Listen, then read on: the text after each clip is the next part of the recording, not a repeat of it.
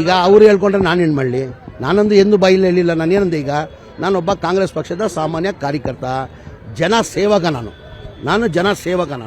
ನಾವು ನೋಡ್ರಿ, ಇದು ಮುಚ್ಚುಮರಿ ಏನಿಲ್ಲ, ಏನು ಕ್ಲೋಸ್ ಡೋರಲ್ಲಿ ಒಂದು ರೂಮಲ್ಲಿ ಕೂತ್ಕೊಂಡು ಮಾತಾಡಿದಿಲ್ಲ. ಓಪನ್ 20ನೇ ತಾರೀಕಿಗೆ, ಹೋದ ತಿಂಗಳು 20ನೇ ತಾರೀಕಿಗೆ KPCCಯಲ್ಲಿ ಮಾನ್ಯ ಸುರ್ಜೇವಾಲ ಅವರು, DK ಶಿವಕುಮಾರ್ ಅವರು ಮೀಟಿಂಗನ್ನು ಕರೆದಿದ್ರು. ಎಲ್ಲ ಮುಖಂಡರು ಇದ್ರು. ದಾವಣಗೆರೆ 200 ಜನ ಮೇಲೆ ಎಲ್ಲ ಮುಖಂಡರು ಬಂದರು. ಬ್ಲಾಕ್ ಅಧ್ಯಕ್ಷರು ಬಂದಿದ್ರು. ಆಲ್ಮೋಸ್ಟ್ ಎಲ್ಲ ಅಲ್ಪಸಂಖ್ಯಾತರು ಮುಖಂಡರುಗಳು ಬಂದಿದ್ದು.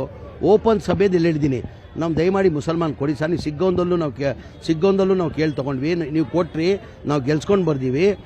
ದಾವಣಗೆರೆಯಲ್ಲೂ ಕೊಡಿ, ನೀವು ದಾವಣಗೆರೆಯಲ್ಲಿ ಕೊಡಿ, ಯಾರಿಗಾನ ಕೊಡಿ. ಓಪನ್ ಸಭೆಯಲ್ಲಿ ಹೇಳಿರೋದು ನಾನು, ಏನು ಕ್ಲೋಸ್ ಡೋರಲ್ಲಿಲ್ಲ.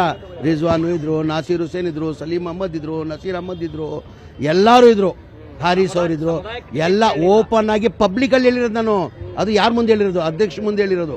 DK ಶಿವಕುಮಾರ್ ಅಧ್ಯಕ್ಷ ಮುಂದೆ ಹೇಳಿದ್ದೀನಿ, ಸುರ್ಜೇವಾಲ ಮುಂದೆ ಹೇಳಿದ್ದೀನಿ. ನೀವು ಕೊಡಿ, ನೀವು ಕೊಟ್ಟು ಯಾರಿಗಾನ 7 ಜನ ಅರ್ಜಿ ಹಾಕಿದ್ದಾರೆ. 7 ಜನ ಯಾರಿಗಾನ ನೀವು ಟಿಕೆಟ್ ಕೊಡಿ. 7 ಜನದಲ್ಲಿ ಯಾರಿಗಾನ ಟಿಕೆಟ್ ಕೊಡಿ. ನಾನು ಗೆಲ್ಸ್ಕೊಂಡು ಬಂದಿಲ್ಲ ಅಂದರೆ ಮಂತ್ರಿ ಸ್ಥಾನದಿಂದ ರಾಜೀನಾಮೆ ಕೊಡ್ತೀನಿ ಅಂತ ಹೇಳಿದ್ದೆ ನಾನು.